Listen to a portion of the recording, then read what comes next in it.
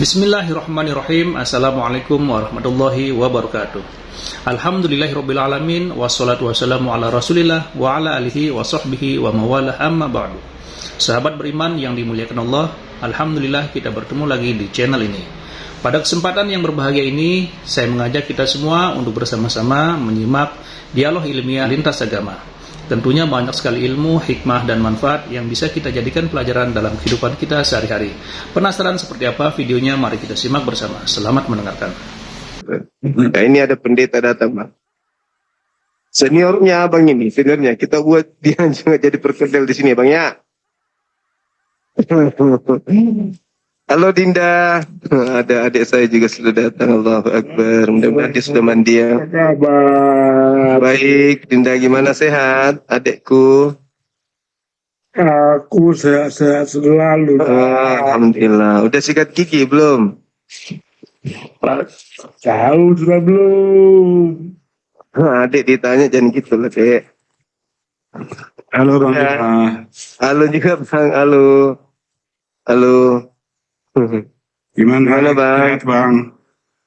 Sehat, alhamdulillah. Sehat kalipun, Bang. Iya. Aduh. Jadi panjang banget umurnya Bang Juma ini, banyak ketawa ini. Abang lah menghakimi itu dulu Bang.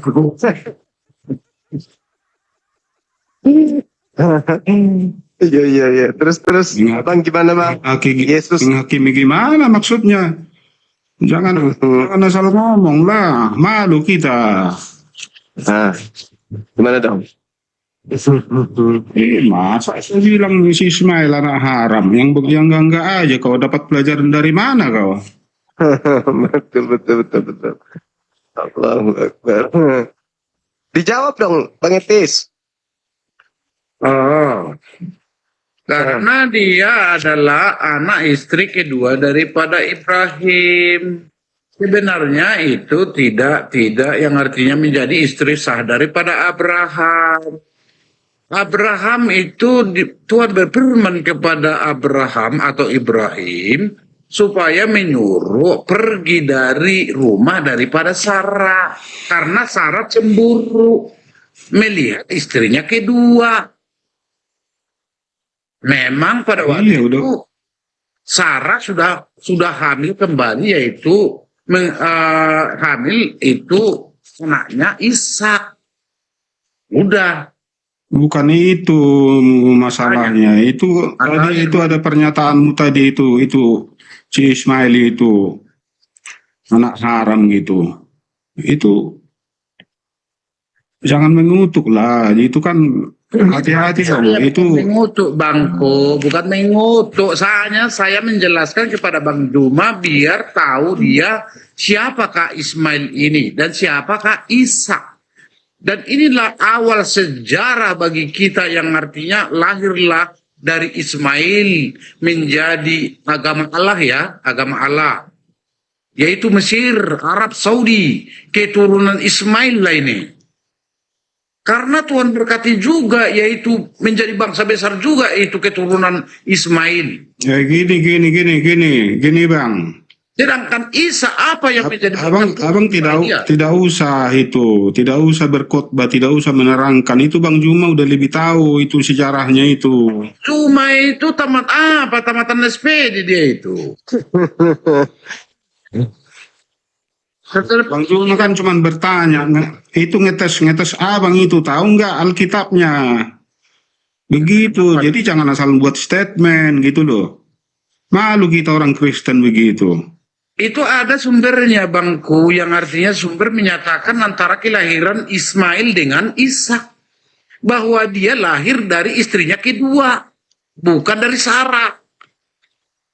Itu juga sejarah, atau tidak?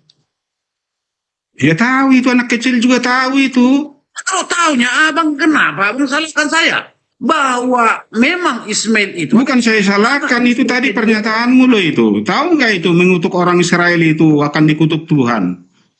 Jangan itu loh, jangan main-main loh. Dikutuk, kapan ku bilang seperti itu? Kapan saya bilang? Tadi saya dengar itu, tadi abang bilang itu si Ismail itu anak haram gitu. Tidak ada dikatakan Zina dalam katanya. kitab itu si Ismail itu anak haram. Itu anak sah itu, anak Abraham itu anak sah itu dari Hagar. Begitu. Kalau sekarang zaman sekarang itu kalau istri kedua bagaimana menurut pendapat abang? Apakah diterima atau tidak istri kedua?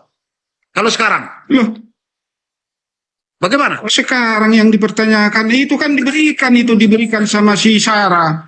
Hampirilah itu hambaku itu supaya aku mendapat keturunan. Istrimu kedua, apakah Tuhan menghendaki itu? Supaya abang punya istri kedua? Lari ke situ. Itu kan si Sarah yang menghendaki itu. Si Sarah yang memberikan itu kepada Abraham supaya dihampiri, supaya dia mendapat anak karena dia sudah tua. Benar. Karena si Sarah sudah tua, makanya disuruhlah si Abraham menghampiri si Hagar supaya dia mendapat anak dari si Hagar itu. Memperistri ya. Sejarahnya tahulah kita itu. Tapi jangan diubah-ubah sejarah itu loh. Jadi kalau abang tahu seperti itu, kalau Ismail ini dengan Muhammad bagaimana dengan hubungan kekeluargaan mereka? Muhammad dengan Ismail, bagaimana? Maksudnya gimana? Muhammad dengan Ismail bagaimana? Lah, ya karena umat Islam kan itu ikon keturunan daripada Ismail. Daripada Ismail, yaitu Muhammad. Biar tahu kau. Itulah Ya, apa yang dipersoalkan? Ishak adalah sampai ke Yesus Kristus. Paham kan? Paham ya? Mulai perbedaan kedua itu. Ini. Nah, antara Muhammad dengan Yesus Kristus, siapakah yang termasuk dijuluki sebagai juru selamat dunia gitu? Siapa? Siapa yang dijuluki menjadi juru selamat? Yang menjadi penebus dosa manusia, siapa yang dijuluki? Apakah Muhammad atau Yesus Kristus? Waduh, udah kalau tidak bisa menjawab, ya ceng kita gitu. Terima kasih. Jadi Kok tidak bisa menjawab? Gimana sih pertanyaanmu itu kan kita kan beda iman. Di dalam kitab kita ya jelas Yesus Kristus. Tapi kenapa Bang Juma selama ini selalu mengejek Yesus Kristus itu? Tetapi itulah yang benar. Apakah benar Muhammad dengan Yesus Kristus? Siapa yang benar? Siapa? Ya kan di dalam Al-Quran kan ada Nabi Isa. Jadi ya, Jangan semakan dengan Yesus Kristus. Jangan samakan. Ya siapa yang menyamakan? Tidak ada yang menyamakan. Tetapi di dalam Al-Qurannya itu kan ada itu. Nabi Isa itu sama dengan Yesus Kristus dalam iman Kristen. Saya tidak menyamakan. Tapi kan di dalam Al-Qurannya kan ada Nabi Isa. Kita kan tidak ada Nabi Muhammad dalam Alkitab kita. Jadi ya, gimana mau Islamnya kau atau Kristen? Kutanya dulu kembali. Kok Islam? Saya Kristen loh. Kristen tulen saya. Kristen ya bersyukurlah. Tapi kenapa kau mengapain si Bang Juma ini? Menolong Bang Juma ini? Saya kan tidak menolong. Cuman itu statement abang itu orang Kristen yang mengaku malu mendengar statement abang itu gitu loh. Malu saya sebagai orang Kristen mendengar statement abang. Ya sebenarnya Bangku bukan hanya itu aja. Yang artinya saya ini udah lama dengan Bang Juma ini seperti ini dan mendengarkan Bang Juma tentang banyak yang salah tentang ajaran-ajaran yang dilakukannya, dibuatnya. Makanya ini yang artinya hasil-hasil daripada ajar Bang Juma ini yang salah. Apa biasa? Ya. Tadi kan udah lama saya dengar itu pembicaraannya itu. Saya udah lama itu dengar itu. Itu nanti yang turun ke dunia ini sebagai hakim itu abang aja nggak tahu siapa yang turun ke dunia ini sebagai hakim. Yesus Kristus kembali kan? Siapa pula?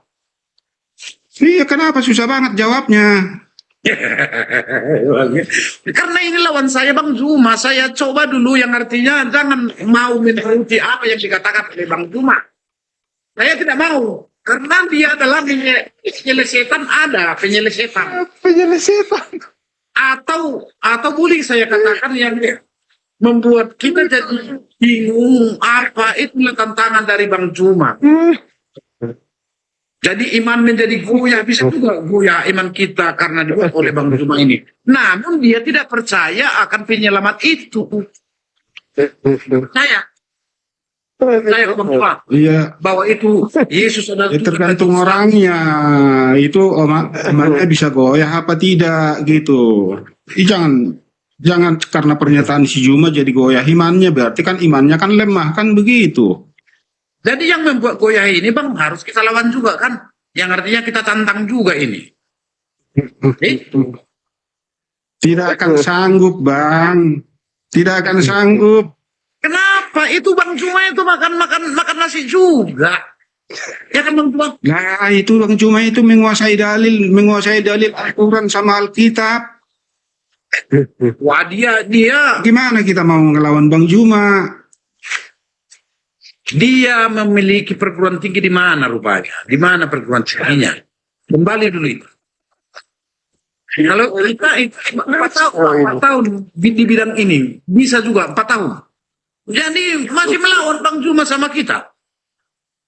Udah salah Bangku. Ya mungkin saya sekolah minggu aja sampai yang artinya sampai ke dewasa seperti ini ke gereja. Tidak bisa dilawan Bang Zuma dengan soal keyakinan iman Kristen itu. Tidak bisa. Oh, jadi Bang Etis ini apa? Sekolah teologi ya? Memang benar. Sekolah dia. Benar. Jurusan pendidikan agama ya, pendidikan agama Kristen. Ada jasa kita, bukan palsu itu Bang, bukan palsu. Bukan artinya sekolah 2 kali seminggu. Enggak. Itu apa namanya itu? Berarti pendeta. Guru agama Bang. Berarti abang pendeta. Guru agama, kan taunya guru agama di sekolah.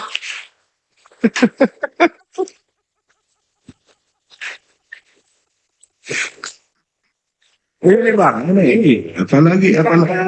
Apalagi guru agama kan yang ini kan.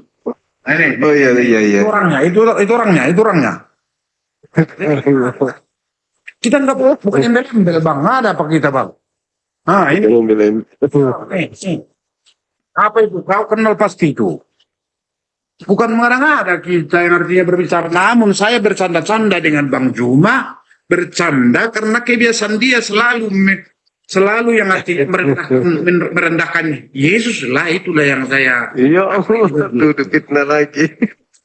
Nah, itu kan dosa dia, Bang.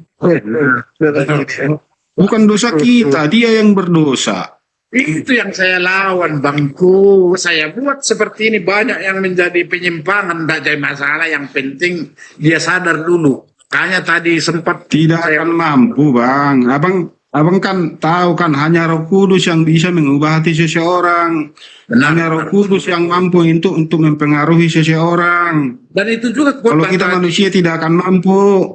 Dan itu juga jadi khotbah tadi di gereja HKBP ya, di HKBP ya, khusus Protestan dulu, HKBP, mengenai fungsi daripada Roh Kudus itu. Apa yang menjadi fungsi Roh Kudus bagi orang percaya gitu. Untuk mengajari kita untuk berdoa kepada Allah. Nah, itulah fungsi daripada Roh Kudus. Kalau yang mengatakan Abraham berzina itu roh apa yang antar kita mengatakan itu? Bukan berzina Bang, mempunyai 2 istri, Hagar dan Sarah. Tadi katanya berzina. Tadi katanya. Iya, itu makanya aku bilang jangan asal ngomong kan gitu. itu lebih besar loh, itu bapak orang beriman itu Abraham itu. Gak boleh kita sembarangan itu. Tapi manusia biasa juga kan Bang Tupang kan? Manusia biasa juga itu ya? Oh enggak, dia manusia luar biasa. Manusia yang dipilih Tuhan itu. Iya. Berarti mana lebih jago antara Abraham dengan Yesus Kristus? Bagi apa? Mana yang paling jago? Lo kenapa soal jago? Aduh. Itulah yang artinya fungsi mereka, siapa yang paling apa lah kan gitu, yang paling mulia gitu. Kalau menurut kayak saya Yalah, gitu. kan udah jelas beda status. Iya, Tuhan Yesus kan Tuhan, Abraham kan manusia, Iya, manusia biasa. nabi, Gitu. kan gitu. Nabi, iya. Iya, nabinya dia itu. Penyambung lidah Allah itu fungsi daripada nabi. Seperti itu Bang Zuma. Jangan lawan lagi kau sama aku Bang Zuma. Kau pula yang salah kau ya. Orang nuduh Nabi Allah. Pokoknya kasih Iya, sama gimana, Bang Tubang. Sama Bang Edi Juma. juga. Siap. Bang Juma, Iya bang, iya bang. nah, aku boleh bertanya nggak Bang Juma? Boleh bang, boleh. Silakan. Banyak. Oke Bang, iya. Iya. Nah, iya kan. Jadi kan ini kan tentang kedatangan Yesus Kristus, tentang nubuatan itu. Yesus itu sebelum datang ke dunia ini kan sudah dibuat, sudah ada nubuatannya itu ribuan tahun itu sebelum kedatangan Yesus Kristus, Iya. sebelum kelahirannya menjadi manusia. Ya, jadi pertanyaan saya, apakah Nabi Muhammad itu ada nubuatannya sebelum kedatangannya, sebelum dia menjadi nabi? Apakah ada nubuatan tentang Nabi Muhammad? Begitu Bang pertanyaan saya. Ada di dalam Al-Quran surah Ali Imran ayat 81. Jangan lihat komputer itu Bang Zuma. Di situ kurang ajar. Di sana di ayat itu diterangkan bahwa Allah Subhanahu wa taala mengangkat perjanjian agung. Jadi perjanjian agung yang diangkat oleh Allah ini adalah bahwasanya di alam praeksistensi para nabi, Allah mengajak kemudian nabi-nabi ini untuk mengangkat perjanjian terkait dengan Nabi Muhammad. Manakala aku memberikan kitab dan hikmat kepada kalian, wahai para nabi, lalu datang kepada kalian seorang rasul yang membenarkan seluruh risalah kenabian dan kerasulan kalian. Membenarkan apa yang ada pada kalian bahwa kalian adalah nabi. Apakah kalian bersaksi? Apakah kalian mengakui? Apakah kalian kemudian mau menerima perjanjian denganku atas yang demikian itu?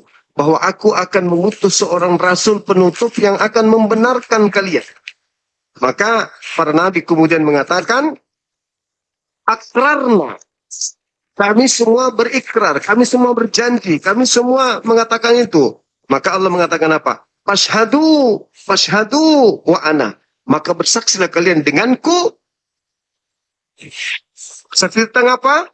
Bersaksi bahwa aku, ketika kalian bersaksi, dia datang sebagai nabi yang membenarkan kalian, maka aku pun akan bersaksi tentang hal itu. Jadi Allah dan para nabi bersaksi bahwa Nabi Muhammad kelak akan datang diutus sebagai Rasulullah wa khataman nabiyyin. Itu Al-Quran menjelaskan itu. Maka Allah mengatakan, wa ana ma'akum minasyahidin. Maka aku Tuhanmu juga bersaksi tentang itu, bahwa aku sendirilah yang akan mengutus seorang rasul yang akan membenarkan seluruh kalian. Jadi Nabi Muhammad datang membenarkan semua nabi-nabi, termasuk membenarkan Nabi Isa. Begitu abang.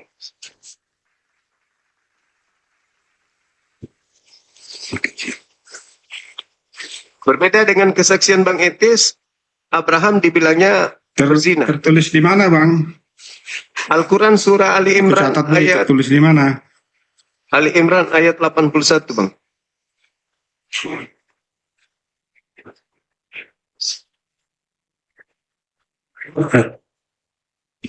Imran ayat 81 ya. Siap.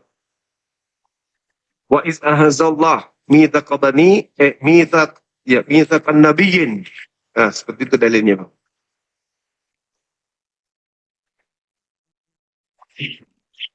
Aku mau ini mau belajar, mau mulai belajar dulu nih Bang tentang Al-Quran ini Bang. Boleh, boleh.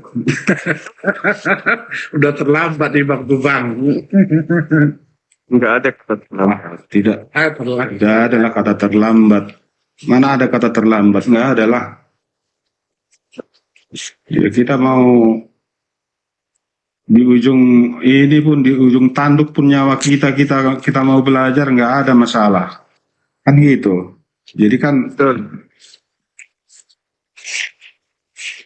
ini Bang Juma kan ini, dia sudah sangat pintar sekali dia mengenai Alkitab. Cuman ini sayangnya cuman ayat-ayat yang dia sukain aja yang ditampilkan gitu. Iya. Nah, jadi kalau ayat-ayat yang menguntungkan, nah itulah yang ditampilkan. Kalau ayat-ayat kira-kira merugikan, ya nggak mau ditampilkan kan gitu. Benar sekali pendapat. Kalau itu aku setuju. Itu ada yang itu Bang. Makanya saya keluar untuk melawan ini. Enggak loh.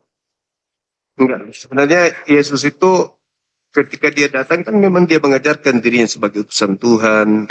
Nah, kenapa data-data yang saya sajikan selalu berlawanan dengan apa yang saudara yakini? Ya karena memang bertentangan dengan yang saudara kami Kristen yakini dengan pola yang Yesus ajarkan kepada kaumnya Bani Israel. Gitu. Oke Bang, udah mau kita sambung dulu Bang ini ya. Ini apa dulu? Ini pembicaraan kita dulu yang apa yang sempat terputus, terganggu. Iya kan? Terkait apa? Karena waktu itu kan Abang pas ulang tahun, iya kan? Oh iya. Ingat, tapi materinya apa ya? Iya. Materinya waktu itu ya masalah ini juga, masalah ketuhanan ini juga, tentang Tuhan Yesus juga gitu. Oh, boleh. Lanjut. Pak. Iya. Iya, jadi kan waktu itu kan pertanyaan saya kan itu kan sempat terputus itu waktu itu karena itu apa disambung apa digantikan sama Bang Kores, iya kan? Oh, iya. Tetapi kan ya sangat berbeda lah ini apa penjelasan beliau gitu ya kan dengan ya yang jawaban yang kita ini ingin dengar gitu. Nah, jadi kan pada saat itu ya saya kan bertanya sama Bang Juma, kan kalau ini kan kalau waktu itu kan Bang Juma kan menyatakan kan percaya juga sama Yesus Kristus kan gitu. Nah, ingat nggak Abang pernah saya percaya kok sama Tuhan Yesus kan gitu, ya kan kata Bang Juma ya kan. Percaya kepada Yesus. Iya, percaya kepada Yesus. Iya. Nah, cuman kan di dalam kepercayaan Abang itu ya kan bertentangan dengan ini apa? Dengan ini ayat ini kalau Tuhan Yesus itu ya tidak mati disalibkan kan gitu, melainkan digantikan ataupun ditukar ya kan ataupun diserupakan kan begitu di dalam iman Abang. Iya.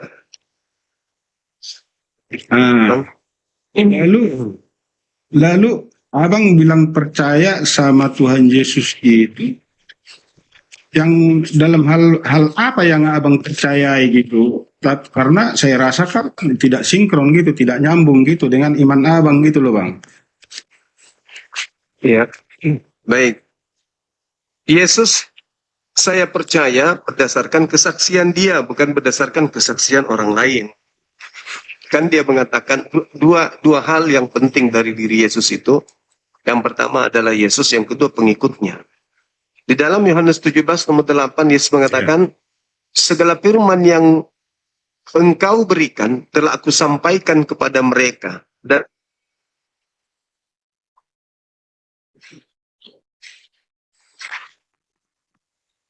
Kenapa lelet ke Bang Juma? Dosamu banyak Iya. Bang Juma. Putus-putus. Udah habis Putus, paketnya. Bang. Udah habis paketnya.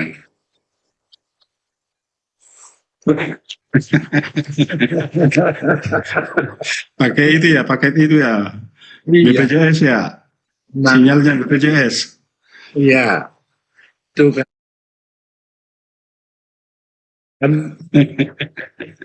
Ini sih Bang Juma.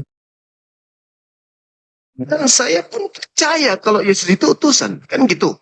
Kami juga orang Kristen percaya Yesus itu utusan katanya. Oke. Akan tetapi, ada tetapinya. Ketika teman-teman Kristen sudah terkontaminasi dengan ajaran Paulus, maka mereka percaya utusan, tetapi dia juga percaya bahwa Yesus itu adalah Tuhan itu sendiri. Bedanya kita di situ. Saya tidak lepas dari kesaksian Yesus tentang murid-muridnya. Tidak. Saya masih berpegang teguh kepada kesaksian Yesus itu sendiri terhadap murid-muridnya. Itu yang pertama. Yang kedua, Yesus bersaksi tentang dirinya.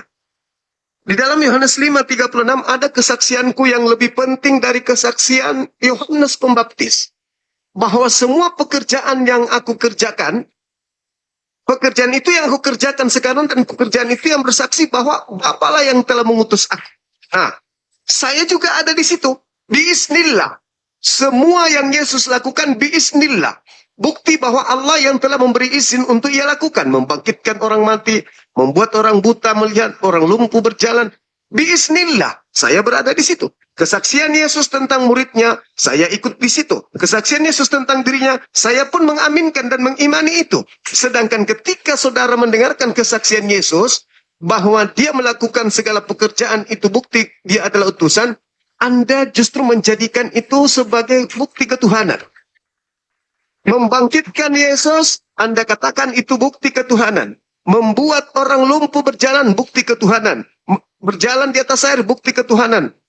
Air menjadi anggur, bukti ketuhanan. Padahal kata Yesus berdasarkan kesaksiannya, semua pekerjaan itu adalah bukti bahwa aku adalah utusan Bapa.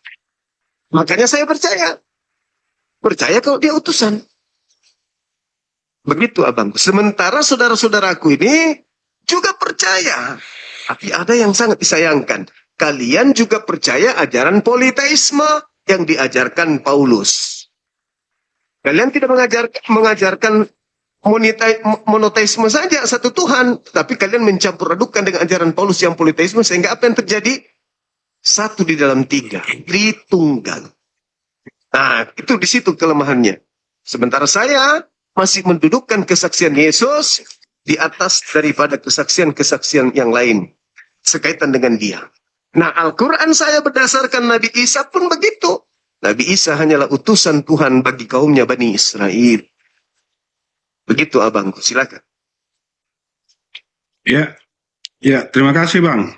Iya, kami juga mengimani kalau itu Yesus itu adalah utusan.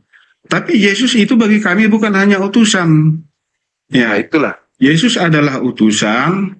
Yesus adalah anak tunggal Allah. Ya, Yesus adalah ini sebagai nabi. Ya, Yesus ya banyak sekali gelar-gelar yang ini yang disandang oleh Yesus itu yang kami itu mengimaninya itu tidak ini separuh-separuh gitu, tidak tanggung. Jadi itu semua kami imani gitu, ya kan, bukan hanya sebagai utusan, sebagai juru selamat, ya kan, sebagai ini ya kan, akulah sebagai jalan, ya sebagai ya pemberi hidup gitu. Begitu Bang. Jadi kalau Abang bilang tadi itu salahnya itu kami itu mengimani Yesus itu sebagai Tuhan itu dan itu mengimani ajaran Tritunggal itu, saya kira itu tidak ada kaitannya dengan itu. Kalau Tritunggal itu kan hanya menjelaskan keberadaan itu Tuhan Yesus yang diutus oleh Bapaknya. Kalau menurut saya sih, ya sebenarnya sih saya setuju aja itu seperti yang dikatakan Edis TV gitu. Itu ajaran Tritunggal itu nggak usah dipakai itu, ya kan? Saya setuju aja sebenarnya gitu, ya kan? Nah, jadi karena banyak orang ini salah memahami masa Allah tiga, masa Tuhannya tiga gitu. Jadi di situ kadang-kadang orang yang salah memahami gitu. Tapi kalau ini sebagai orang Kristen yang percaya, ya memang penjelasan itu memang harus dijelaskan itu menjadi tiga, ya kan? Menjadi tiga ini Allah Bapa Sang Sumber, Yesus Kristus itu adalah firman-Nya, dan Roh Kudus itu adalah ini sebagai ini apa roh penolong, roh penghibur setelah Yesus naik ke surga. Begitu, Bang. Iya. Ya, sekarang seperti ini dulu saya kasih tunjuk dulu kepada Abang ini. Di mana bisa ditambahkan sama Bang Etis? Iya, saya menambahkan sepertinya Bang, untuk menambahkan yang tadi bahwa Ismail dan Hagar tadi pernah diusir ya, pernah diusir oleh Abraham. Tertulis dalam kitab Kejadian 21 ayat 8 sampai 16 dulu kita lihat ya. Kita baca bersama-sama dulu, kita tiga-tiganya dulu kita. Bagaimana Abraham tadi mengusir Ismail. Nah, ini dia ya. Abraham mengusir Hagar dan Ismail. Abraham mengusir Hagar dan Ismail. Kejadian 21 ayat 8. Dengarkan ya. Dengarkan ya. Itu cerita itu tahu. Kita bukan tidak tahu cerita itu. Bahkan Tuhan juga memberkati Ismail kok menjadi 12 kerajaan. Menjadi ini bangsa besar gitu. Tahu kita cerita itu. Jadi Ismail juga diberkati. Jadi masalahnya di mana gitu loh. Ayat apa dulu ya? Ayat 10 dulu saya baca. Berkatalah Sarah kepada Abraham, usirlah hamba perempuan itu beserta anaknya. Sebab anak hamba ini tidak akan menjadi ahli waris bersama-sama dengan anakmu Ishak. Hal ini sangat menyebalkan bagi Abraham oleh karena anaknya itu bersama-sama dengan anak Ishak.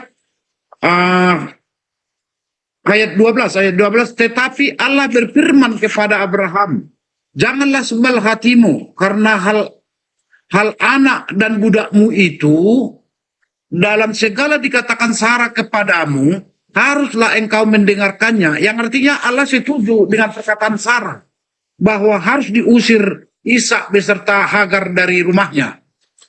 Sebab yang akan disebut keturunanmu ialah yang berasal dari Ishak. Pada ayat 12 itu ya. Pada ayat 12. Yang disebut menjadi keturunan daripada Ibrahim adalah aslinya adalah Ishak, bukan Ismail. Nah itu ya. Bagaimana dengan ini? Bagaimana? Apakah cocok? Ya cocok. Ini apa pertanyaannya gitu loh. Ya, apa pertanyaannya? Pertanyaannya apa? Yang pertanyaannya adalah yang disukai oleh Allah adalah keturunan daripada Ishak. Tapi memang keturunan daripada Ismail tetap diberkati oleh Tuhan juga. Menjadi bangsa besar juga dia itu. Yaitu Arab Saudi dan Mesir tadi. Bukan yang disukai, Bang. Itu perjanjian itu adalah diturunkan kepada Ishak. Ishak itu adalah anak perjanjian, begitu.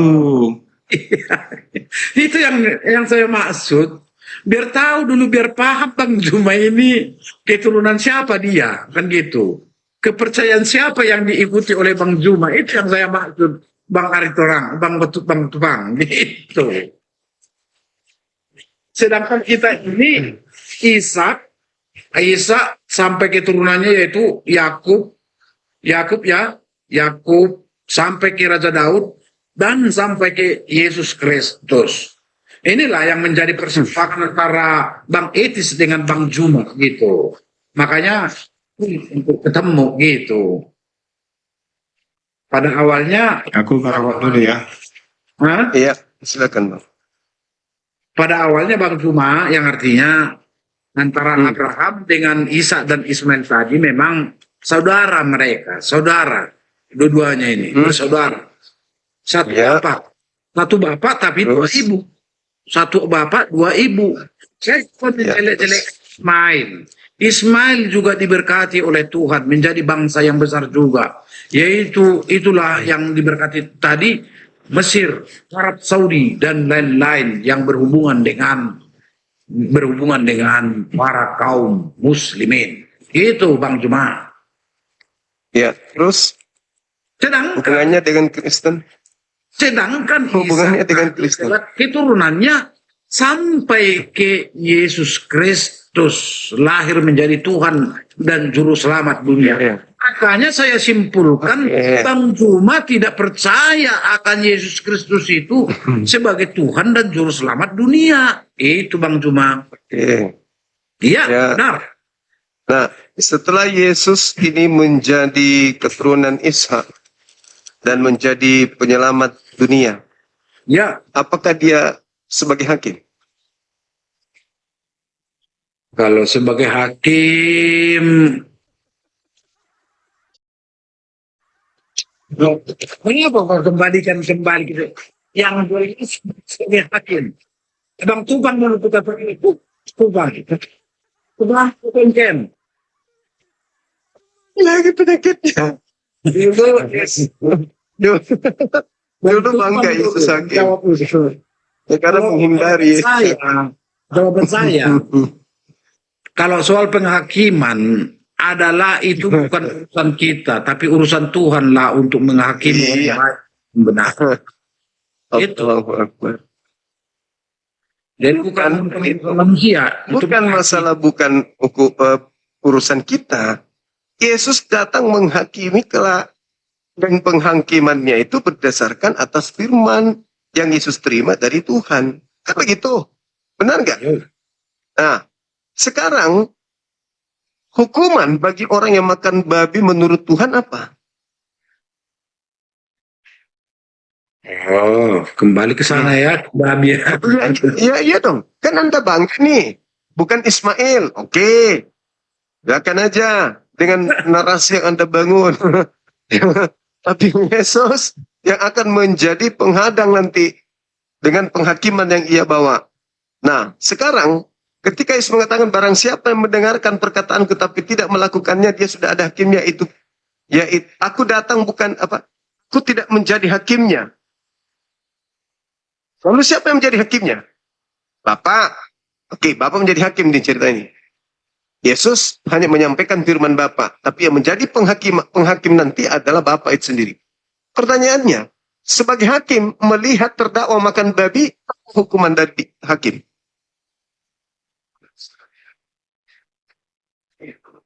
Karena kita dibenarkan bukan soal tentang makanan tadi, bukan yang haram yang keluar dari mulut. Bukan yang kita makan yang diharamkan itu Bang. Yang diharamkan bagi orang Kristen adalah apa yang keluar dari mulut kita. Seperti itu Pak. Apakah setelah Bapak datang menjadi hakim gitu cara Bapak bertanya, atau dia menghakimi orang-orang yang makan babi dan binatang yang menjijikkan serta tikus? Ya Bang Tupang aja dulu tanya dulu Bang Tupang.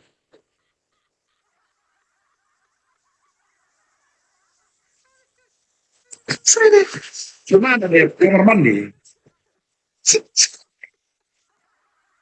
Aduh, kenapa pula diserahkan semua Bang? Iya, memang di dalam perjanjian lama, memang itu semua ada tentang ini makanan yang haram dan yang halal gitu. Ya. Jadi itu setiap ini binatang yang berkuku genap boleh kau makan, ya. Dan setiap ini binatang yang tidak bersisik jangan kau makan. Dan itu yang berkuku ganjil jangan kau makan, dan yang mempunyai cakar gitu. Jadi memang ada di perjanjian lama itu peraturan itu tentang makanan haram dan halal. Setelah Yesus datang di dalam perjanjian baru itu kami itu ya tidak lagi menjadi itu suatu yang dilarang gitu. Sampai sekarang ada kok yang itu yang mengikuti itu perjanjian lama itu seperti Advent ya kan. Advent lebih parah lagi. Bukan hanya B2 yang tidak dimakan. Minum kopi tidak bisa, minum itu apa yang berkaleng-kaleng tidak bisa, minum alkohol tidak bisa. Oh, lebih parah lagi mereka gitu kalau soal ini berpantang makanan gitu. Nah, tetapi di dalam ajaran Tuhan Yesus tadi kan sudah disebutkan itu sama itu Bang Etis itu tadi, karena bukan makanan yang masuk ke dalam mulut itu yang haram, tetapi apa yang keluar dari mulut kami itu itulah yang haram. Nah, jadi itulah sebabnya kami itu memakan semua makanan, tidak ada pantangan bagi kami. Sebenarnya yaitu yang tidak bersisik seperti lele, belut, banyak itu yang tidak bersisik itu nggak boleh sebenarnya dimakan itu. Ya, yang berkuku ganjil tidak boleh dimakan. Jadi lama ya. yang mempunyai cakar gitu. Nah, jadi ya itu ada di dalam perjanjian lama gitu. Setelah Yesus datang, ya itu semua boleh kami makan gitu. Begitu Bang jawaban saya. Oke, baik. Jadi gini abangku, hukum Taurat itu memang berlaku untuk non-Yahudi. Taurat itu diwahyukan hanya untuk kaum Bani Israel saja. Keturunan Yakub lah yang kemudian menjadi peruntukan Taurat itu diwahyukan. Itu yang pertama. Yang kedua, Yesus itu tidak pernah kemudian mengatakan bahwa segala sesuatu masuk di mulut itu tidak menajiskan. Nah, termasuk babi, anjing, tikus, enggak ada. Itu Yesus sedang soal jawab dengan orang-orang Yahudi ahli Torah, orang Farisi, terkait dengan murid-muridnya yang makan tanpa cuci tangan. Bukan masalah babi di situ. Orang Yahudi pada saat mau makan tidak ada menu babi di atas meja mereka. Tapi karena mereka makan tanpa cuci tangan, itu maka menjadi kasus pada saat itu. Yesus melakukan pembelaan. Kenapa muridmu tidak cuci tangan sebelum makan? Apa yang dimakan? Ada babi? Enggak ada. Maka Yesus mengatakan bukan yang masuk ke dalam mulut yang menajiskan, tetapi yang keluar. Segala sesuatunya tidak menajiskan. Yang masuk itu tidak. Nah, apakah itu berbicara tentang babi di situ? Enggak. Nah, enggak. Terus kenapa Kristen mengartikan itu babi? Yang cuci tangan yang membasuh. Tunggu. Saya jawab. Kenapa Kristen mengartikan? Karena babi itu. Ya. Karena babi itu ya berkuku belah Bang. Jadi bisa dimakan. Nah, itu dia. Kenapa hal itu bisa terjadi?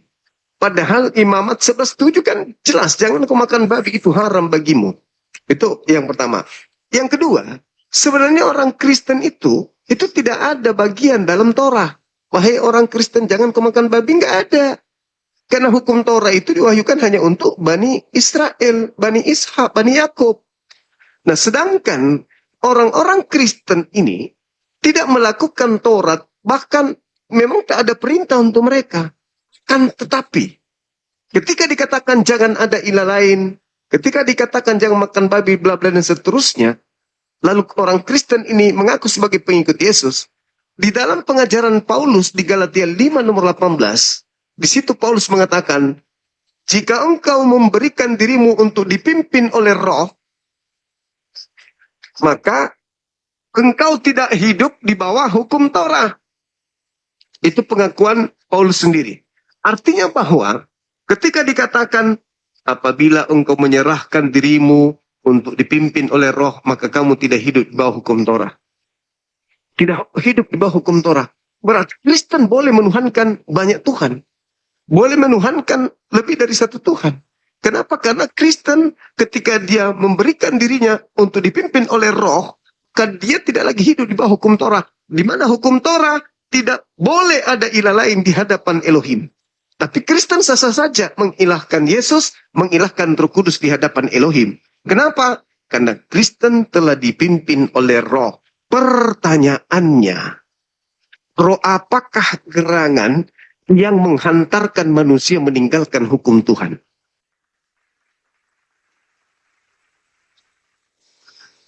Roh apa yang membuat manusia itu meninggalkan dan tidak hidup lagi di bawah hukum Tuhan? Jelaskan dulu Bang Coba. Sebelum ke sana ini saya ini ada jawaban satu lagi ini. Waktu Yesus ini bertemu dengan orang yang kerasukan. Orang yang kerasukan ini Bijebul. Ya, ini dari berlaksa-laksa gitu. Nah, jadi setelah ini Yesus menghardik ini orang yang kerasukan ini setan-setan ini. Nah, apakah hai kau anak Allah, apakah engkau datang untuk membinasakan kami? Katanya. Nah, waktu kami belum tiba. Nah, biarlah kami biarkanlah kami ini masuk kepada babi-babi itu, katanya. Nah, keluarlah setan-setan itu dari orang kerasukan itu. Jadi masuklah mereka ke dalam babi-babi itu. Nah, jadi kami ikut memakan setan, Bang Juma, ikut memusnahkan setan. Kami makanlah babi itu karena mereka masuk ke dalam babi. Begitu. Iya. Saya diterima kira-kira, Bang. Iya. Makan babi. Oke. Baik. Saya tanggapi ya, Bang. Kami makan babi itu. Oke, baik. Oke, begini. Ketika saudara mengaku makan babi, ingat. Iblis itu roh. Dan iblis itu, ketika iblis itu roh itu tidak akan pernah mati. Maka ketika Anda makan babi, rohnya masuk ke dalam tubuh Anda. Babi, roh itu iblisnya nggak mati. Roh masuk ke dalam Tuhan. Bukan semua babi yang dimasukin dulu. roh. Kita ikuti dulu. Jangan dulu.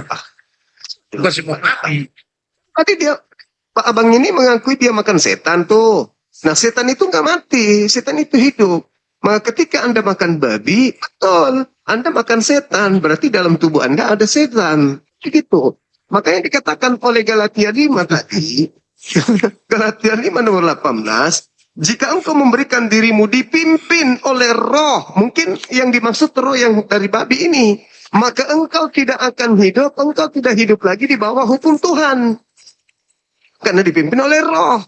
Pertanyaannya muncul, roh mana yang mengajarkan manusia untuk tidak hidup di bawah hukum Taurat? Roh Kudus, Bang. Roh Kudus enggak mungkin. Roh Kudus enggak mungkin. Itu Roh Kudus kan Roh Kudus, Bang. Roh Kudus namanya itu Roh Kudus saja, itu Roh Suci. Bagaimana mungkin Roh Suci ini mengajarkan manusia memakan segala binatang yang diharamkan? Bagaimana mungkin? Dilarang kian Bang Juma, udah setiap hari kami makan, udah yang artinya dimusnahkan, kami ini orang Kristen. Tapi ini enggaknya Bang Juma, tetap hidup sehat walafiat. Kan belum baca Yohanes 5 nomor 29. Apa kata Yesus? Pada saat hari kebangkitan, orang-orang yang benar akan dibangkitkan untuk diberi hidup yang kekal. Dan orang-orang yang dosa akan dibangkitkan untuk masuk ke dalam neraka. Belum kebangkitan, belum kiamat sekarang. Minta sekarang. Jangan buru-buru, nikmati aja dulu. Makanya kudoakan tadi, panjangkan umurnya orang ini. Lucu. Jangan mati cepat, kasihan dia. Itu Yesus harus dipercaya, bukan? Ada nanti masanya, setelah kebangkitan, manusia yang jahat dibangkitkan untuk dihukum di neraka. Manusia yang baik akan dibangkitkan untuk beri hidup yang kekal di surga.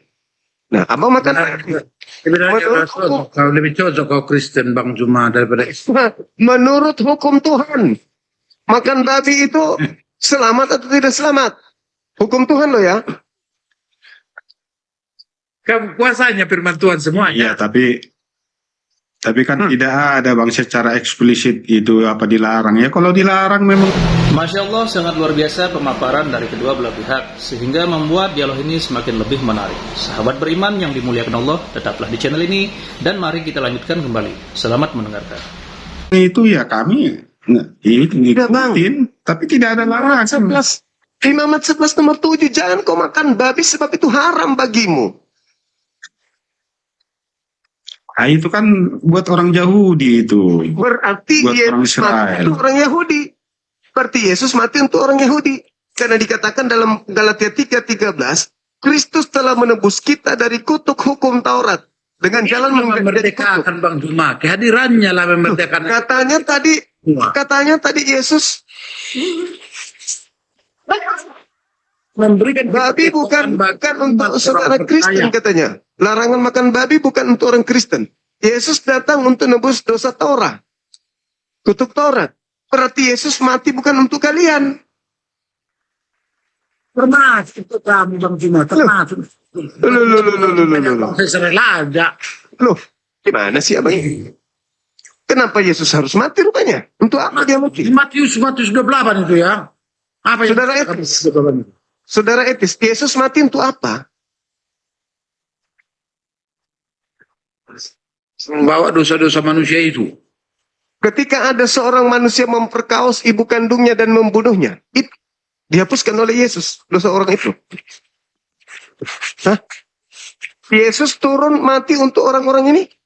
Memperkosa ayah, memperkosa ibu kandungnya, memperkosa anak kandungnya, lalu dibunuhnya ibunya dan anaknya. Yesus turun mati untuk orang-orang seperti ini.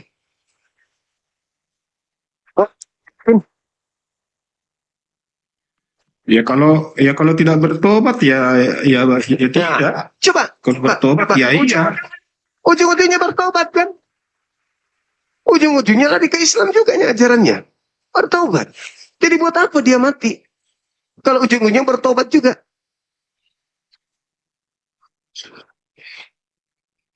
Kenapa jadi Islam kita ini?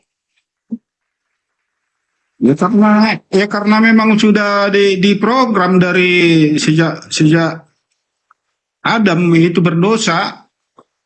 Oh, itu fitnah abangku, itu fitnah. Ini saudara kami Kristen tidak bisa menemukan data dari kitabnya Yahudi selain Roma 5 nomor 12. Oleh karena satu orang turun ke bumi menjalarkan dosa, maka semua manusia telah berdosa.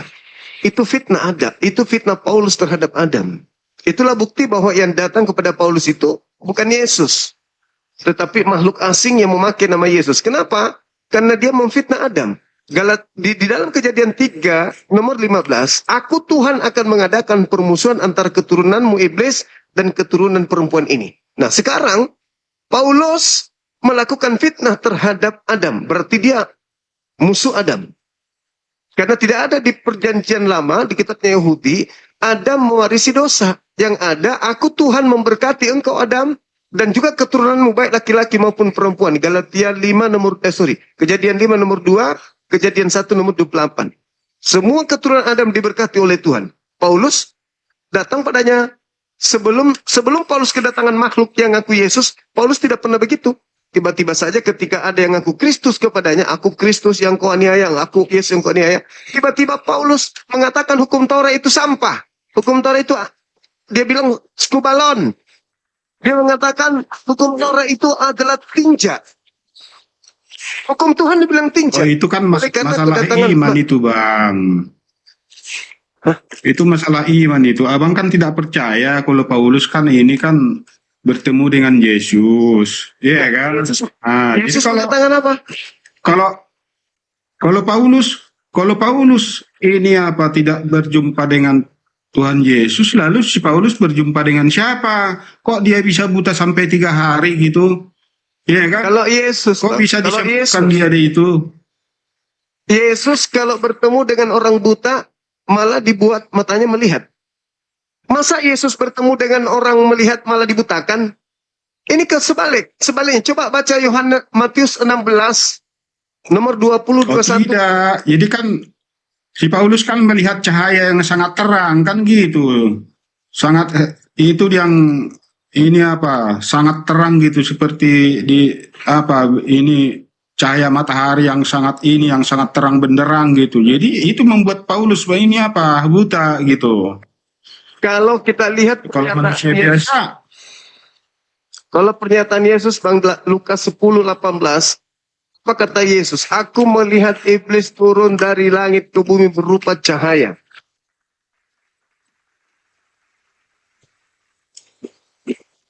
ya betul, seperti kilat memancar dari timur.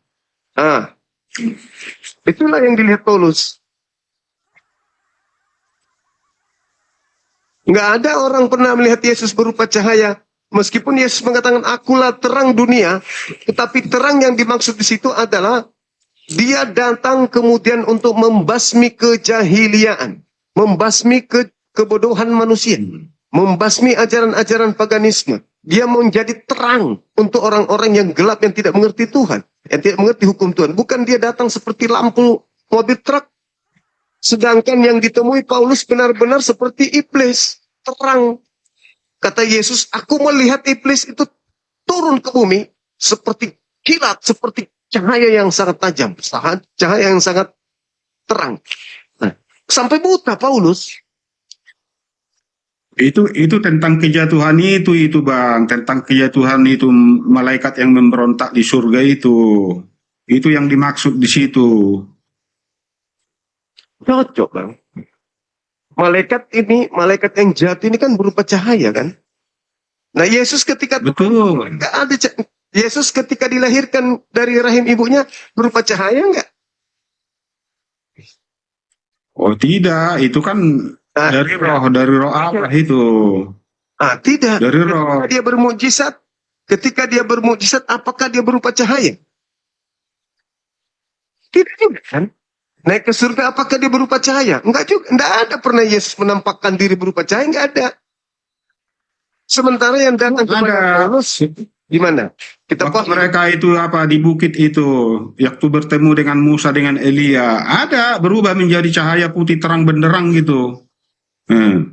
Biarlah Tuhan ini kubuatkan 3 kemah di sini, 1 buat Elia, 1 buat Musa, 1 buat Tuhan Yesus. Oke. Ada. Tapi saya tanya, Yakobus, Petrus, Yohanes, buta enggak? Pada saat itu? Oh ya tidak, karena kan itu cara memanggilnya kan beda-beda Bang. karena ini Saulus, dia kan namanya kan Saulus sebelum berubah menjadi Paulus. Nah itu Saulus itu orang jahat, orang pembasmi umat Kristen. Dia mendapatkan ini surat kuasa penuh dari itu Roma itu untuk membasmi orang-orang Kristen. Nah, di situ dia ditegur sama Tuhan Yesus dengan menjumpai itu. Menurut Saulus. Menurut abangku ini yang datang Yesus, ya kan? Tapi menurut Yesus bukan Yesus. Jangan percaya. Itu bukan aku, kata Yesus. Gimana Yesus mengatakan itu tapi bukan artinya aku? kan Paulus kan bertobat Bang. Nah, terkait dengan Paulus bertobat. Masa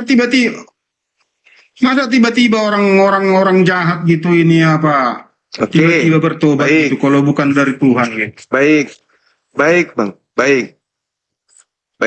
Sekarang begini. Di kalangan domba-domba Yesus, itu nggak ada Paulus. Bagaimana caranya Paulus yang serigala ini bisa masuk dalam kalangan domba? Harus bertobat. Harus mengatakan, aku bertemu Yesus, aku menerima Injil dari Yesus, aku diutus oleh Yesus. Supaya apa? Supaya bisa dia masukkan dalam kalangan domba ini.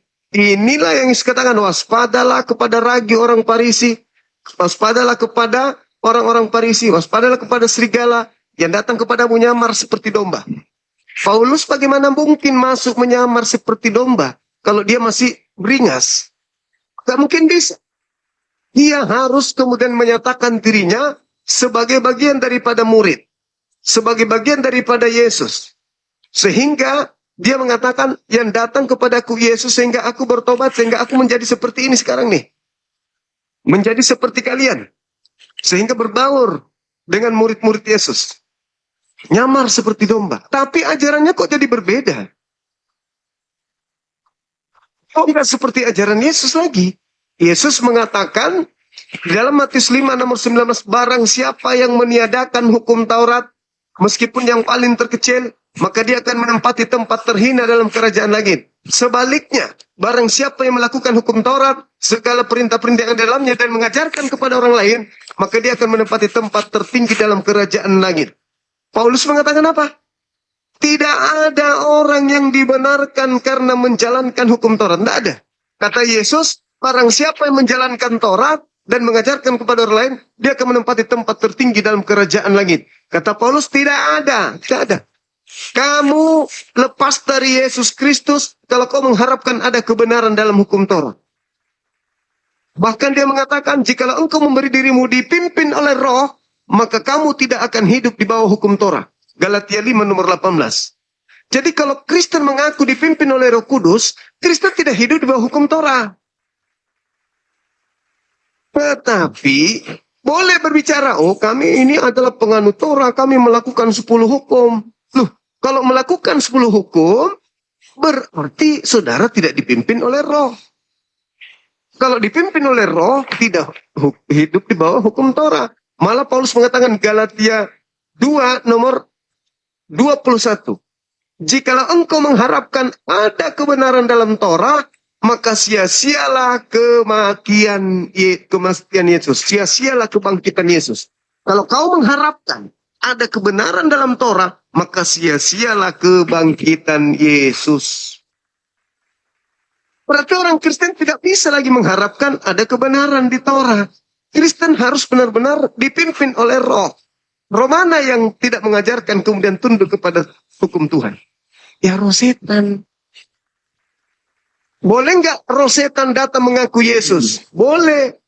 Kata siapa? Yesus. Di mana Yesus mengatakan setan datang memakai namanya?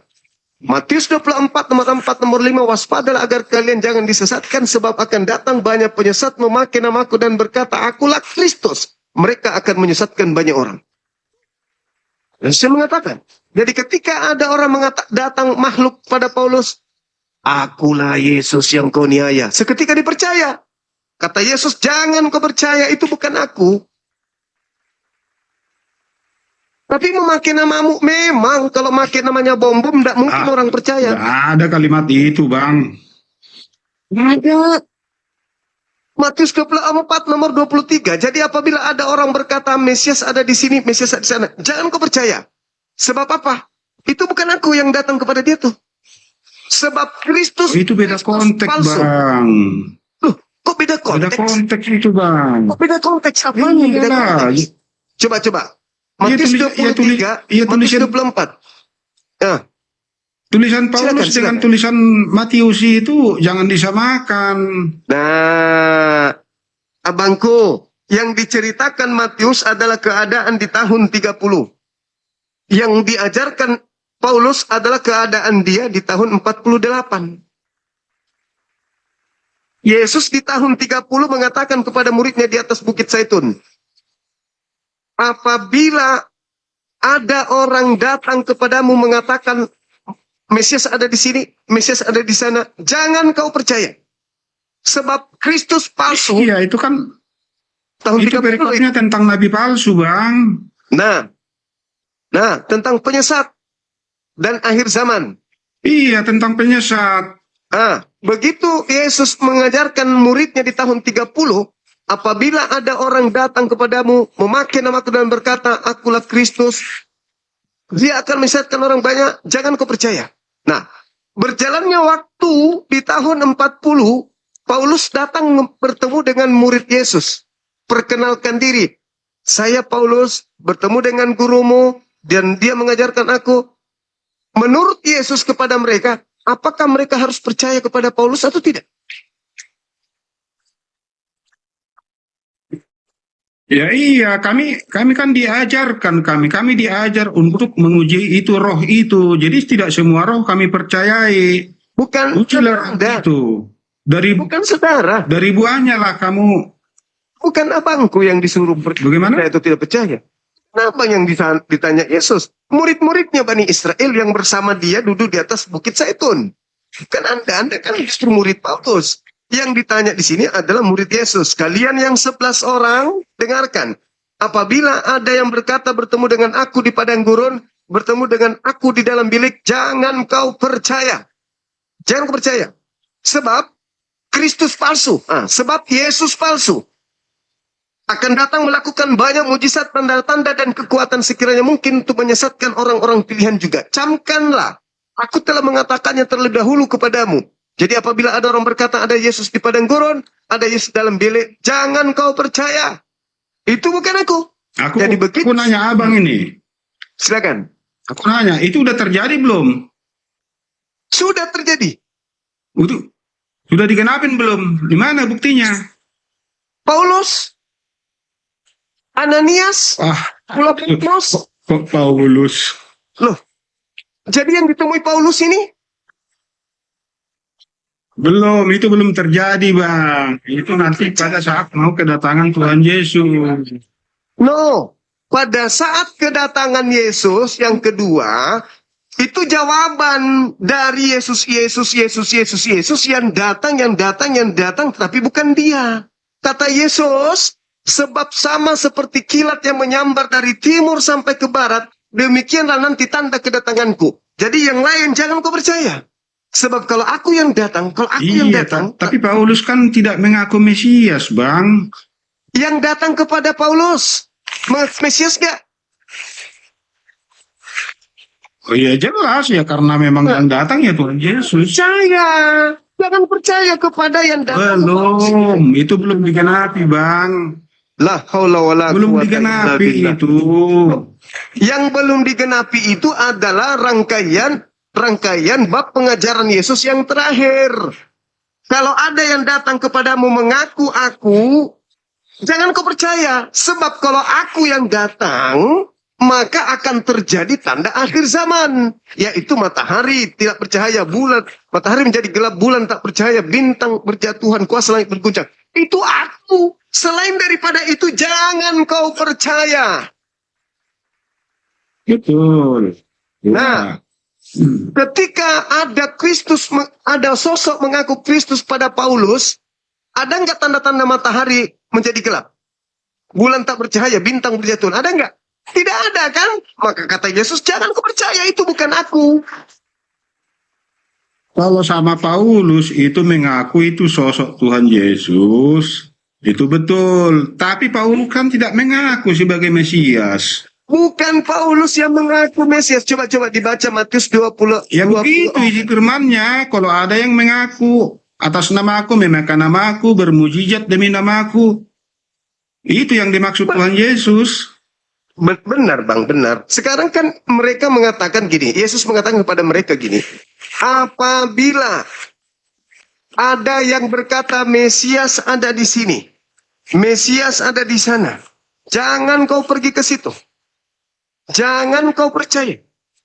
Baik yang datang mengaku Mesias maupun yang mengaku didatangi Mesias, jangan kau percaya. Sebab akan datang banyak penyesat memakai namaku.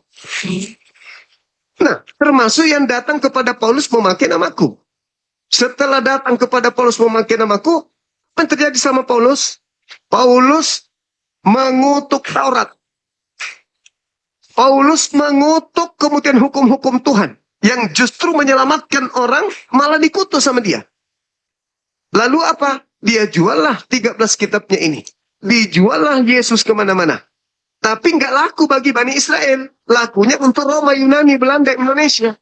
Bagi Bani Israel sampai hari ini nggak laku ajaran itu.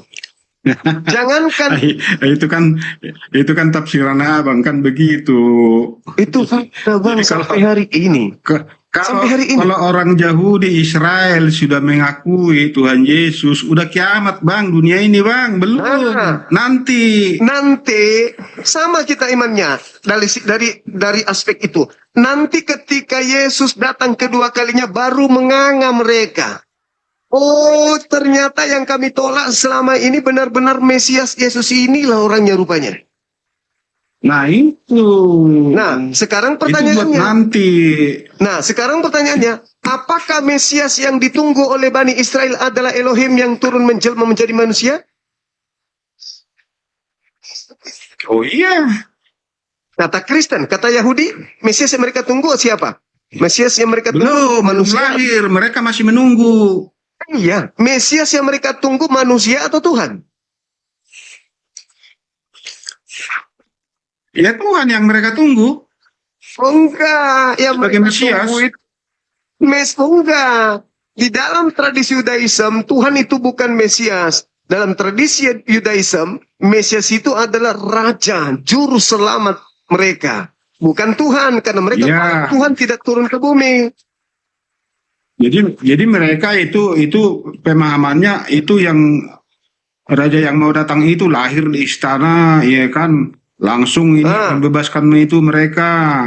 Langsung jadi raja mereka. Kan begitu yang mereka tunggu. Iya. Bukan Tuhan kan yang mereka tunggu, tapi Mesias sama seperti Daud, sama seperti Hezekia, sama seperti Gedeon, sama seperti Salomo, sama seperti Musa yang mereka tunggu. Bukan Tuhan, karena mereka paham betul. Tidak ada konsep di dalam agama mereka Tuhan turun ke bumi. Nah, di mana kesalahan Kristen? Kesalahannya, ketika Mesias yang ditolak oleh orang Yahudi, diterima oleh gereja, malah dianggapnya Tuhan. Kesalahannya di situ. Oh tidak. Kenapa dianggap Tuhan? Karena sudah terkontaminasi dengan ajaran politeisme Roma Yunani. Karena ditolak orang Yahudi lah ini apa? Tuhan Yesus, makanya Tuhan Yesus ini memberitakan Injil itu ke seluruh dunia. Jadikanlah segala bangsa muridku. Itu kalau bang. Itu bukan Yesus lagi. Kalau itu bukan Yesus, bang. Itu bukan Yesus. Kalau ditolak, kalau tidak ditolak orang Yahudi, kalau sudah diterima, udah kesudahan dunia ini sudah berakhir. Begitu iman kami, bang. Ya, silakan dengan iman saudara. Tapi pola yang sesungguhnya itu yang diajarkan Yesus itu tidak begitu. Yang keluar dari perut bumi hari ketiga itu bukan Yesus. Itulah Kristus palsu itu yang memakai namanya. Yang keluar dari perut bumi itu. Yang kalian sembah di gereja. Yesus tidak pernah mengajarkan. Kan? Kalau Kristus ini apa? Ini Yesus tidak bangkit, bang. Ini sia-sialah iman kami. Begitu, bang. Memang iman Anda ini memang harus Anda imani. Karena Kristus itu memang harus punya banyak pengikut. Kristus yang itu, karena Yesus mengatakan mereka akan menyesatkan banyak orang. Memang harus banyak yang menjadi pengikut makhluk tersebut. Sederhana saja. Apakah Yesus Kristus mengajarkan Bani Israel beribadah menyembah kepadanya seperti yang dilakukan oleh Kristen? Tidak, bukan. Nah, sedangkan Kristus, mereka tidak percaya. Yesus memang pernah mengajarkan kepada mereka sembahlah aku. Tinggalkan gereja, tinggalkan sinagoge, masuk ke gereja. Ada, pernah Yesus ajarkan begitu. Kula Alfa dan Omega, wahai Bani Israel, ada. Yesus pernah ajarkan itu. Gak ada, bang. Ajaran Alfa dan Omega kepadaku telah diberi kuasa baik di surga maupun di langit. Itu ajaran yang datang dari Kristus yang berbeda. Yang Anda sembah hari ini.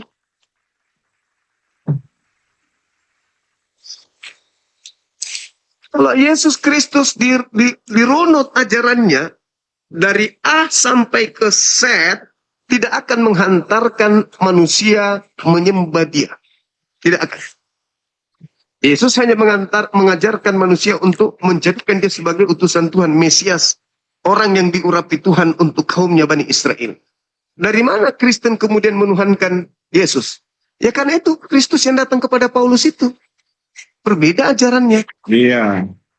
Jadi kan Ini kan dengan narasi ini Bang Juma ini, abang itu membuat Allah itu Allah penipu Bang. Begitu narasinya. Maksudnya gimana? Kami tidak, Allah kami bukan penipu, bukan pembohong. Kenapa penipu? Abang sendiri. Sekarang saya tanya, siapa yang memerintahkan Anda menyembah Yesus? Tuhan saya? Atau Anda sendiri? Ya ajaran Tuhan Yesus lah. Nah, kenapa Tuhan saya dikatakan penipu? Ya karena abang bilang itu, abang bilang tadi Yesus yang lain, Kristus yang lain. Masa Tuhan mau menipu begitu? Yesus yang mengatakan, tidak ada Yesus menipu. Yesus yang mengatakan kepada Bani Israel loh, bukan kepada Kristen. Waspadalah kepada penyesat yang datang kepadamu memakai namaku dan berkata, akulah Kristus. Mereka akan menyesatkan banyak orang. Jadi apabila ada yang berkata Mesias ada di sini, Mesias ada di sana, jangan kau percaya. Sebab Kristus palsu dan nabi-nabi palsu akan datang melakukan banyak mujizat, tanda-tanda, kekuatan-kekuatan sekiranya mungkin menyesatkan orang-orang pilihan juga. Camkanlah, aku telah mengatakannya kepada kalian terlebih dahulu. Jadi bila mana ada orang berkata ada Mesias di padang gurun, ada Mesias dalam bilik Taimeong, dalam bilik penjara, dalam bilik rahasia, jangan kau percaya. Titik. Betul sekali. Terus kenapa Anda percaya? Terus kenapa Anda percaya ketika Paulus mengaku bertemu dengan Mesias di padang gurun? Lah tadi kan udah kujawab Bang, itu belum digenapi Bang. Yo, gimana ceritanya? Itu belum terjadi. Loh. Gimana ceritanya? Dengarkan dulu. Coba dulu, jangan gengsi terhadap karena saya Muslim. Coba dulu lembutkan hatinya. Yesus di tahun 30 di Bukit Zaitun berkata kepada muridnya, wahai muridku, apabila ada orang berkata bertemu dengan aku di padang gurun, mengaku bertemu aku dalam bilik rahasia, jangan kau percaya ya. Baik guru. Berjalan waktu 1 tahun, 2 tahun, 3 tahun, 4 tahun, 5 tahun dan seterusnya. Tiba-tiba muncul satu manusia aneh. Setelah melakukan penganiayaan, pembunuhan terhadap Yesus, murid-muridnya, langsung berubah. Aku bertemu dengan gurumu loh di padang gurun. Aku bertemu dengan gurumu loh dalam bilik saat aku di penjara. Nah, pertanyaannya, menurut Yesus, nasihat guru Yesus kepada murid-muridnya, percaya atau jangan percaya ketika ada orang mengaku bertemu dengan aku? Paulus mengaku setelahnya, aku bertemu dengan gurumu loh. Nasihat Yesusnya percaya atau jangan percaya?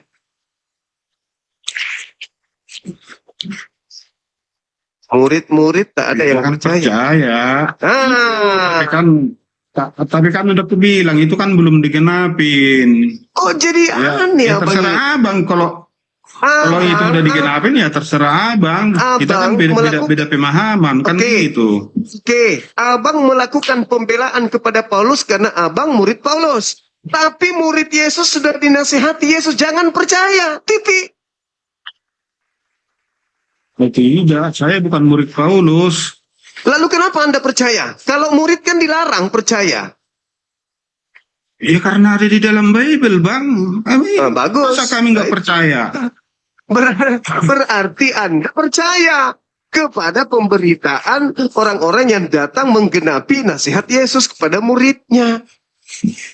Iya kan, kalau Injil Barnabas ya ditolak, jadi tidak masuk di dalam Bible. Ya semua yang masuk di dalam Bible itu kan, itu udah berapa miliar penduduk itu yang mengakui itu, yang mempercaya itu. Masa saya nggak percaya?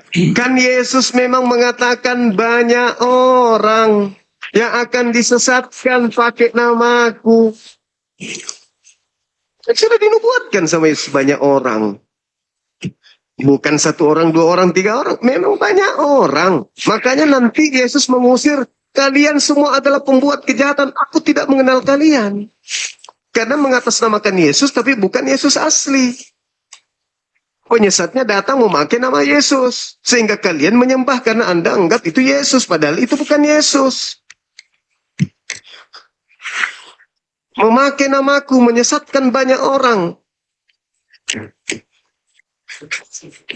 Banyak orang itu siapa? Ya Hindu bukan, Islam bukan, Kristen lah. Siapa lagi kalau bukan Kristen yang memakai nama Yesus? Pendeta, pastor memakai nama Yesus. Pemimpin Buddha, pemimpin Hindu, pemimpin Islam, pemimpin Yahudi tidak memakai nama Yesus. Tapi gereja dipimpin pendeta, pastor pakai nama Yesus. Berarti yang menggenapi siapa? Banyak orang ini. Dia Kristen. Itu fakta, itu real. Tapi lagi-lagi kalau Anda mau bertahan di situ silakan, tidak dipaksa. Saya hanya menjelaskan data, menjelaskan Bible, dan juga diterangkan dalam Al-Quran saya. Innalladzina kafaru min ahlil kitabi wal musyrikina fi nari jahannam. Sebelumnya Tuhan memperingatkan tuh, ya ahlul kitab, la taghlu fi dinikum. Janganlah engkau berkata tentang Allah illal haq kecuali dengan yang benar. Sesungguhnya Isa Al-Masih itu hanyalah anak Maria, anak Maryam yang diciptakan melalui firman-Nya dan seterusnya dan seterusnya. Jangan kau berlebihan dalam urusan agama. Yesus juga mengatakan begitu. Enyahlah daripada aku. Kalian pembuat kejahatan. Aku tidak mengenal kalian. Bis kembali kepada abang. Silakan. Iya, ya, ya itu dia Bang. Masalahnya kan di situ kan, kalau kami kan itu belum digenapi, belum terjadi. Nah, jadi abang kan pemahamannya kan itu kan sudah terjadi, ya tidak bakalan nyambung. Ya silakan, tinggal saya kembalikan ke Anda.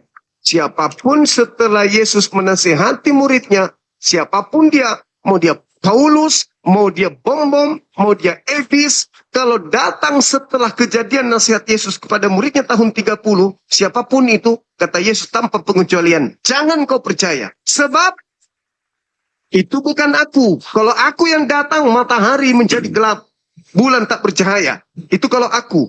Maka kalau selain daripada itu, jangan kau percaya apapun yang terjadi. Nah, tapi kalau abang percaya, silakan. Aku jawab sendiri.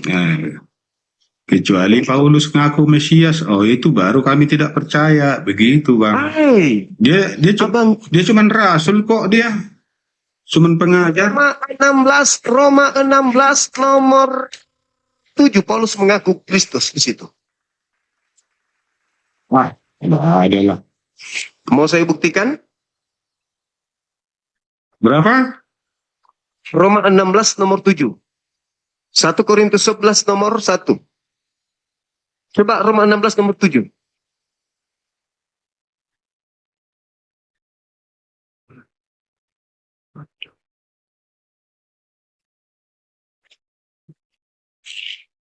Roma 16 nomor 7.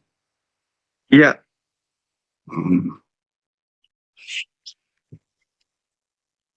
Salam kepada Andronikus dan Junias, saudara-saudaraku sebangsa, yang pernah dipenjarakan bersama-sama dengan aku, yaitu orang-orang yang terpandang di antara para rasul dan yang telah menjadi Kristen sebelum aku. Di mana?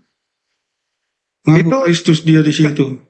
Kata Kristen itu terjemahan jujur atau sengaja dikaburkan oleh lain? Salam kepada Andronikus dan Junias, saudara-saudaraku sebangsa yang pernah dipenjarakan bersama-sama dengan aku, yaitu orang-orang yang terpandang di antara para rasul dan yang telah menjadi Kristen sebelum aku. Maksudnya, terjemahannya Kristen ini, apakah sudah jujur atau itu sengaja diplesetkan untuk menyembunyikan identitas Paulus? Mau saya buktikan bahasa asli? Memang di zaman itu memang belum disebut Kristen memang pada zaman itu Rasul Paulus. Coba ini. Ini apa? Roma 16. Salam kepada Andronikus dan Junias, saudaraku sebangsa yang pernah dipenjarakan bersama-sama dengan aku, yaitu orang-orang yang terpandang di antara para rasul dan yang telah menjadi Kristen sebelum aku. Menjadi Kristen sebelum aku. Sebelum aku jadi Kristen, sahabat itu sudah Kristen duluan. Coba kita lihat kata Kristen ini. Apakah jujur lembaga Bible atau dia juga adalah tangan kanan daripada makhluk itu? Kita lihat. Kata Kristen. Mana kata Kristen sini? Sorry. Menjadi Kristen. Nah nih. Nih, ini Kristen ya. Tuh, kata Kristen. Kita klik. Kata Kristen ini kita klik. Nih. Apa? Original text-nya. Tuh. Yang telah menjadi Kristus sebelum aku. Tapi disembunyikan menjadi Kristen. Nih. Kenapa bisa begitu? Terpandang di antara Kristus. Menjadi Kristus. Menjadi Kristen katanya. Tapi kalau kita klik angka ini, 5547, kita klik. Ini, 5547. Kristus. Berarti terjemahan pengakuan Paulus di dalam suratnya, dia mengaku Kristus. Terjemahan yang sebenarnya adalah, salam kepada Andronikos dan Yunias, saudara-saudaraku sebangsa yang pernah dipenjarakan bersama-sama dengan aku, yaitu orang-orang yang terpandang di antara para rasul, dan yang telah menjadi Kristus sebelum aku. Sebelum aku menjadi Kristus, Andronikos dan Yunias lebih dulu. Waspadalah kepada Kristus. Bang? Orang yang diurapi. Kan Yesus mengatakan waspadalah kepada Kristus palsu. Ya masalahnya di mana kalau menjadi orang yang diurapi? Paulus mengaku Kristus. Anda tadi mengatakan Paulus tidak pernah mengaku Kristus. Sekarang nih buktinya dia mengaku Kristus. Jadi harusnya namanya Paulus itu apa? Paulus Kristus. Kristen artinya apa? Pengikut Kristus. Kristus siapa? Kristus Paulus. Jadi Anda pengikut Kristus Paulus, bukan Kristus Yesus. Betul, sebelum Rasul Paulus ya banyak yang diurapi, bukan hanya Paulus. Itu maksudnya. Jadi Anda juga Kristus. Oh tidak, saya tidak diurapi saya. Anda tidak diurapi. Oh, tidak, yang diurapi ya maksudnya yang murid-murid Yesus sama itu, sama sebelumnya itu, sama nabi-nabi sebelumnya yang diurapi. Itu maksudnya kalau menurut saya begitu. Allahu Akbar. Tadi Anda mengatakan bahwa Anda itu mengatakan bahwa Paulus itu tidak Kristus. Saya kasih data kalau Anda itu juga adalah Kristus. Tapi lagi-lagi Anda nggak mau terima data itu. Jadi mungkin mana lagi? Kalau memang Anda itu mengakui ya terserah.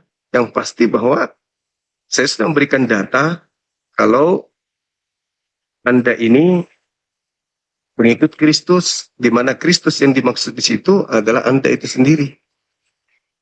Nah, sekarang saya ingin tanya kepada Abang. Anggota polisi, apakah polisi?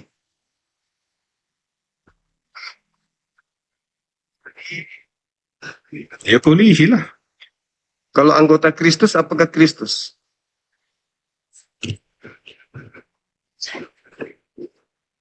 Ya anggota Kristus, apakah Kristus? Ya kalau anggota Kristus, ya Kristus juga.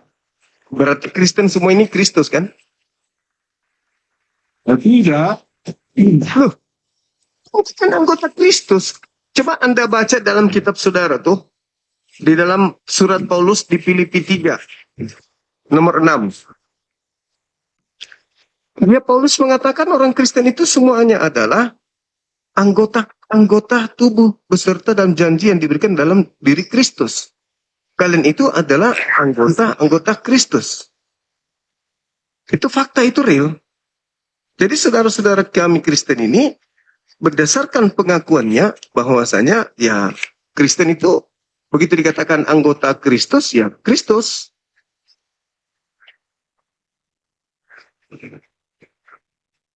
Filipi 3 ayat berapa? Filipi 3 nomor 6.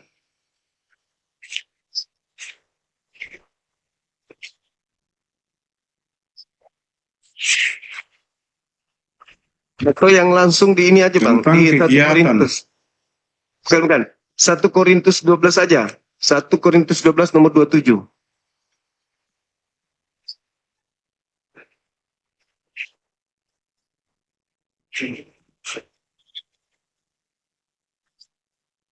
Satu Korintus 12:27.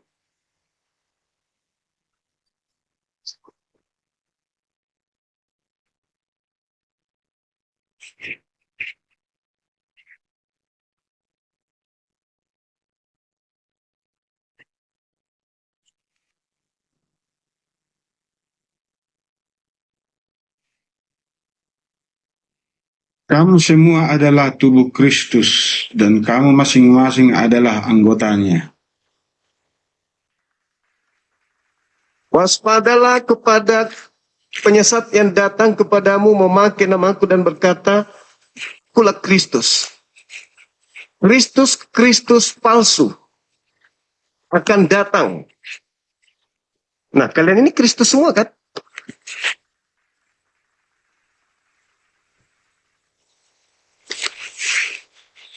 Ya, Makanya kalau yang bertemu Yesus, kalian diusir. kalau yang Kalian dimaksud semua di adalah sini pengikut tidak. Kristus, kalau yang dimaksud di sini kamu adalah semua adalah tubuh Kristus, yang diurapi kalau ini disamakan dengan pembaptisan ya mungkin aja.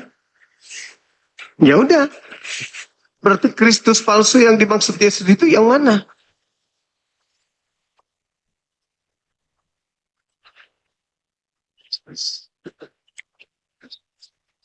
Pada hari ini terlahir bagimu di juru selamat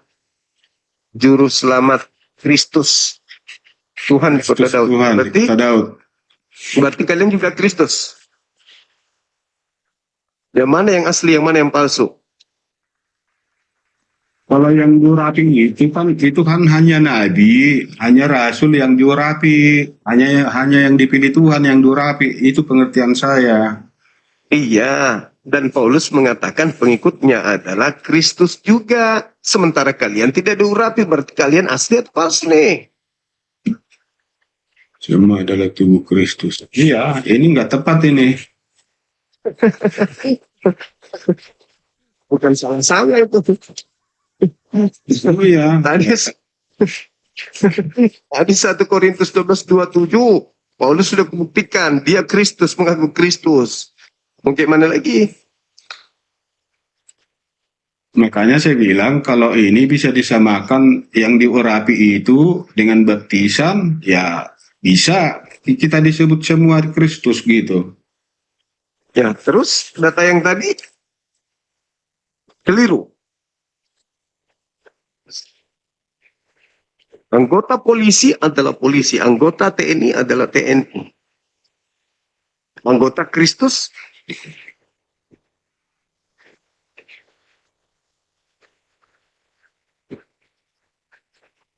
Oke, abangku, saya kira begitu sementara. Oke. Nanti kita Bang. lanjut lagi nanti. Ya, di sini juga kita mau istirahat. Besok lagi teman-teman semuanya. Terima kasih Bang, sudah diskusi dengan baik. Oke Bang. Terima kasih banyak Bang. Makasih. Ya, Tuhan memberkati. Amin.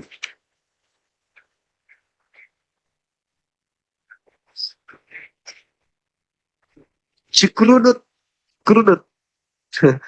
Abang kita si siapa nama Puhun. Lucu saudara Puhun tadi. Saudara Puhun. Gimana teman-teman, kita istirahat. Di sini sudah hampir jam 2. Tadi kan aku bilang kita paling lama jam 1, udah lewat waktu kita. Harus istirahat soalnya. Tapi kalau ada yang ngetik di bawah di antara yang multi ini aku Kristen Bang, boleh kita naikkan supaya kita lanjut. Tapi yang Kristen ya, jangan menghabiskan waktu kita. Sahabat syukran teman-teman semua yang membantu transparansinya juga. Makasih ya teman-teman semuanya. Halo saudara Jahit Kristen. Halo Bang. Kristen, Kristen Protestan Bang. boleh buka kamera silakan. Gimana nih ya? Tinggal diterima. Ini adik saya sudah buka kamera. Halo Bang. Iya, halo juga. Ini ada tema Yesus Hakim Adil. Anda setuju? Setuju sih Bang. Oke. Yesus mengatakan di dalam Yohanes 12, Ya. nomor 47. Ya. Barang siapa yang mendengarkan perkataanku, tetapi tidak melakukannya, aku tidak menjadi hakimnya. Lalu yang menjadi hakim siapa? Diri sendiri lah Bang. Hah? Diri sendiri. Diri sendiri. Ya. Anda menjadi hakim nanti. Ya bisa Bang. Waduh. Siapa yang Anda hakimi? Para umat-umat yang berdosa lah. Waduh. Yesus kalah dari abang ini, Pak. Waduh. Ini baru hakim lebih hebat dari Yesus. Yesus tidak menghakimi, abang yang menghakimi. Hebat kali abang ini. Aku mau istirahat doang ya, sorry Bang. Oke. Sip. Thank you. Belajar lagi, Dek. Belajar lagi. Halo, Dinda. Oh, adekku lucunya. Pakai popo udah? Udah pakai popo, adek? Aku mau tanya cuma, boleh nggak cuma? Adek, aku tanya, pakai popo enggak nih? Bapak apa popok? Udah popok, nggak ada popok. Adek nggak pakai popo? Nggak ada popok. Kok bisa gitu? Tidak ada popok, tidak ada popok. Ih, nakal nanti kena repet lagi dari mama gimana, Adek? Tanya dulu cuma, tanya dulu. Tunggu. Kenapa nggak pakai popo, adek? Aku tanya lah sama kau. Aduh, nakal adek saya ini bandel, teman-teman. Bandel sekali dia. Udah aku takut ya, aku tanya lah cuma ya. Jadi pusing saya nanti di mana mau sekolahkan adek. Cuma, kenapa kita takut itu cuma? Suka dia merajuk. Takut itu. Adik bungsu saya ini memang Tanya nih. kadang Kenapa kau aneh-aneh. takut denganku cuma? Oh cuma. Oh, adekku lucu. Kalau aku tanya, kau pasti, Dek, kau pasti kelengar kau. Adek, itu ada tema, Dek. Pasti Dek. kau kelengar. Adek, ada tema, Dek. Adek, ada tema. Apa temanya? Temanya apa? Itu Yesus Hakim Adil. Kenapa? Dia adil? Memang adil kok. Kalau yang makan babi, hukumannya apa menurut Yesus? Makan babi, gak ada hukuman, gak ada hukuman. Yesaya 66 nomor 16, 17, 18, gimana itu, Dek? Itu kan perjanjian lama, sekarang perjanjian baru, Pak. Iya, nggak ada urusan. Yang penting penghakimannya jelas di situ. Lah ya, Yesus sudah memperbarui kok. Sudah diperbarui oleh Yesus kok. Kata siapa? Nah, Yesus sudah bilang, hari Sabat tidak boleh kerja. Yesus menyembuhkan orang sakit. Iya, bukan itu. Yesus kan mengatakan dia menghakimi berdasarkan firman Bapa. Makanya Yesus sudah bilang, Adik, Yesus berkata, hari Sabat kan tidak boleh menyembuhkan orang. Ternyata Yesus menyembuhkan orang. Sudah diperbarui hukumnya. Yesus. Lalu Yesus. Apa tuh? Allah bilang jangan kamu berzina, tapi Yesus bilang bila kamu memandang sudah berzina.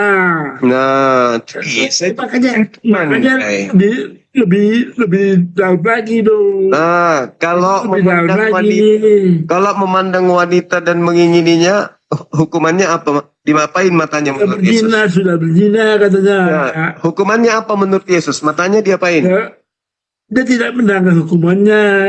Matanya diapain? Dia tidak itu beda.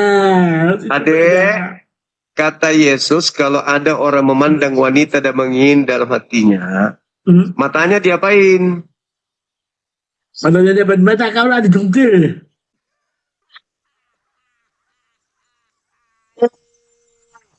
Sebenarnya aku tanya